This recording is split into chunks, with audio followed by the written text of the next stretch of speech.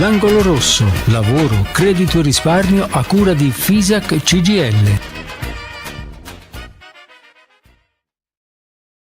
Le 9.38, buongiorno, benvenuti all'ascolto di una nuova puntata dell'Angolo Rosso. I nostri ospiti, le nostre ospiti in studio e in collegamento con noi questa mattina per questa puntata dell'Angolo Rosso, una puntata importante. Seguiteci perché potete seguirci anche in video sui nostri social. Saluto subito Elisabetta Masciarelli, che è la segretaria generale della FISAC Generali Italia, che è nei nostri studi. Buongiorno, ben trovata. Laura Marchini, la segretaria generale della FISAC CGIL di Pisa, in collegamento con noi. Ben trovata e grazie.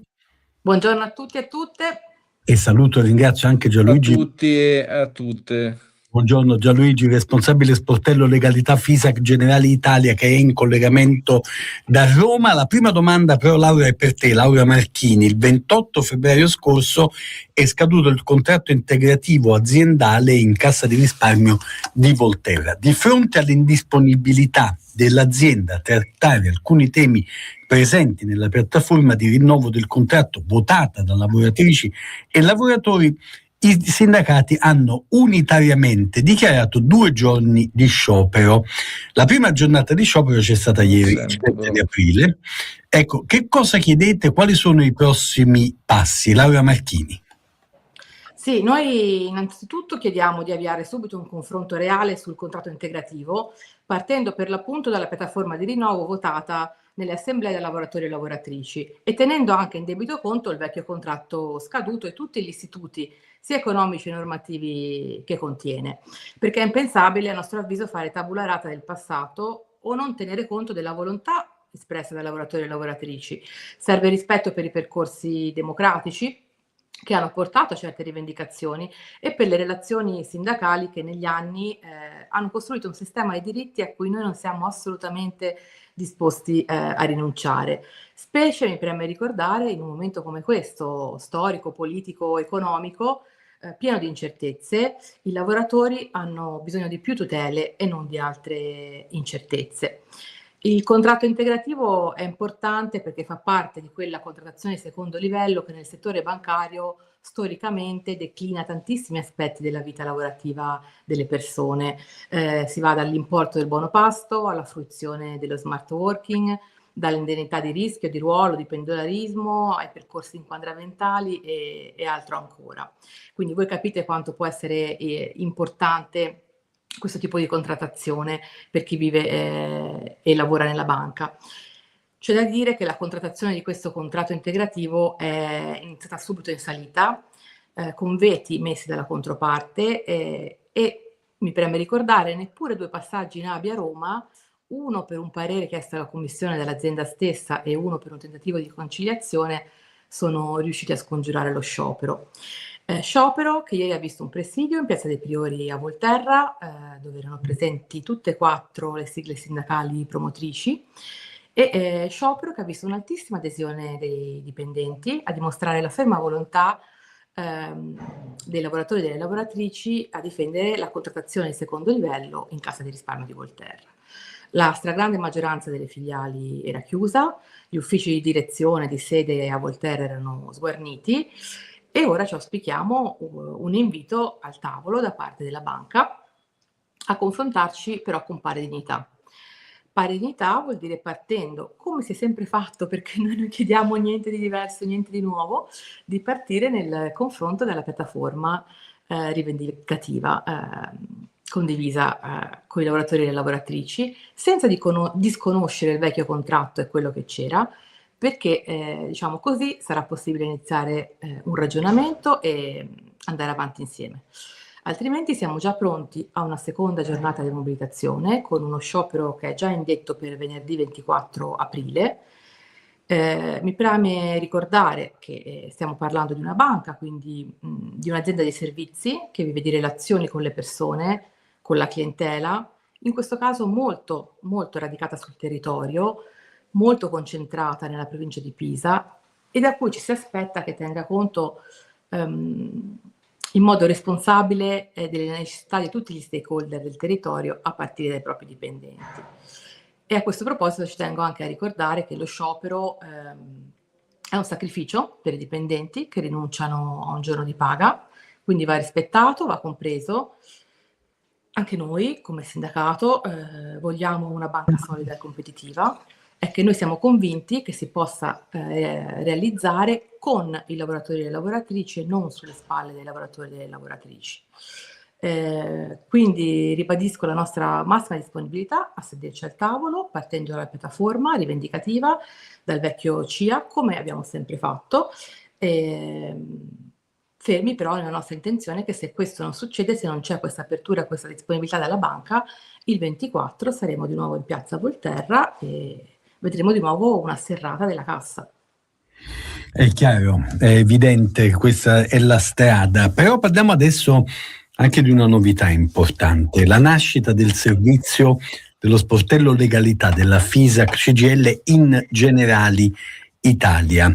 Elisabetta Masciarelli, raccontiamo tutto di questo servizio e di questa bella novità. Sì, con piacere. Allora, intanto diciamo che è un servizio che in Generali Italia è offerto alle nostre iscritte e ai nostri iscritti e ha la funzione di dare un supporto che sia più orientato al tema legale, quindi un supporto da parte di esperti sul tema legale che possono aiutare ad affrontare meglio delle situazioni sul lavoro, sul posto di lavoro, nel lavoro in generale, che possono essere originate sia in relazione allo svolgimento dell'attività, sia in relazione a quelli che possono essere, diciamo così, degli elementi di contestazione che possono provenire dall'ufficio del personale o dall'azienda stessa. Lo sportello legalità nasce a fine 2024, ma si è affinato nel corso del 2025 e nasce da una esigenza palesata dai lavoratori attraverso le nostre rappresentanze sindacali aziendali, che ci hanno fatto capire che questo elemento, pur avendo molti servizi sul territorio, andava come dire, valorizzato meglio e realizzato meglio attraverso un supporto che fosse interno, che conoscesse meglio quelle che possono essere sull'argomento le dinamiche aziendali. Questa è una peculiarità in Generali Italia della nostra sigla, della nostra organizzazione sindacale e rapidissimamente posso dire quali sono gli ambiti che va a toccare. La consulenza legale attiene per esempio il supporto se ci sono delle contestazioni disciplinari e quindi una spiegazione di come funziona l'iter, ma anche l'aiuto proprio concreto nel rispondere all'azienda entro i 15 giorni con delle giustificazioni che siano correttamente articolate e eventualmente anche insomma spendibili in altra sede. Un orientamento a una miglior comprensione di quello che in quel momento ti sta avvenendo sul luogo di lavoro, non solo in termini di contestazione, ma anche magari, per esempio, segnalazioni che possono arrivare da colleghi o possono arrivare da alcune realtà riferibili per esempio a delle condotte aziendali che non è detto siano sempre perfettamente in linea, oppure pareri su temi delicati, per esempio un orientamento a comprendere se nel contesto in cui ci troviamo la situazione potrebbe essere definita depressione, pressione commerciale, pressione organizzativa, stress lavoro correlato, molestie e così via. Quindi questo sportello sotto la responsabilità del dottor Ricubito, che poi appunto racconterà un po' di casi, anche di esempi, ci dà davvero la possibilità di aiutare lavoratrici e lavoratori a inquadrare correttamente, prima di tutto, dal punto di vista legale, la situazione che stanno vivendo e poi ad affrontarla con tutti gli strumenti che possiamo mettere a disposizione anche attraverso la nostra rappresentanza territoriale, non solo aziendale. Abbiamo raccontato il cosa, diciamo il perché, il come si attiva questo servizio, che cosa offre, lo chiediamo proprio a Gianluigi Ricubito. Gianluigi, ci racconti tutto dello sportello legalità della FISAC CGIL in generale? Sì, intanto buongiorno a tutti. Lo sportello legalità della FISAC è un servizio sindacale di assistenza e tutela legale dedicato, ripeto, ai lavoratori e in particolar modo ai produttori di Generalitalia, cioè l'organizzazione produttiva dipendente, ovvero a chi lavora nella rete commerciale assicurativa. E cosa fa concretamente questo sportello e cosa offre? L'abbiamo detto prima, una consulenza legale, ripeto, che aiuta a risolvere i conflitti di lavoro con l'azienda, raccoglie quindi le segnalazioni di situazioni problematiche scorrette, fornisce quindi un supporto in casi particolari che, come penso abbia già illustrato Elisabetta. Mi scuso se sono un po' ripetitivo, ma io la prima parte dell'intervento purtroppo ho avuto dei problemi di audio e quindi non l'ho sentita, quindi forse Ma probabilmente l'ascoltavo volentieri, Gianluigi, non c'è Ah, problema. ok, quindi perdonatemi Non se c'è ripeto nessun alcuni problema. concetti. Però ecco, quindi abbiamo detto uno sportello è che fornisce questo servizio, ma è un servizio, ripeto, che serve al lavoratore nelle situazioni problematiche, che possono essere le contestazioni disciplinari piuttosto che il licenziamento stesso disciplinare, ma anche il mobbing, lo stress da lavoro correlato, le molestie, i problemi di salute e sicurezza che il lavoratore vive nel posto di lavoro e infine anche le discriminazioni che possono essere di genere, opinioni, attività sindacali. Quindi lo scopo è quello di offrire ai lavoratori di Generalitalia, ai nostri iscritti, un supporto concreto per affrontare e risolvere problemi legali o situazioni lavorative difficili. Come si attiva? Abbiamo detto c'è un modulo da compilare attraverso il portale della FISAC, dove il lavoratore descrive anche la situazione personale vissuta e poi il sottoscritto, che è il responsabile dello sportello, contatta il lavoratore.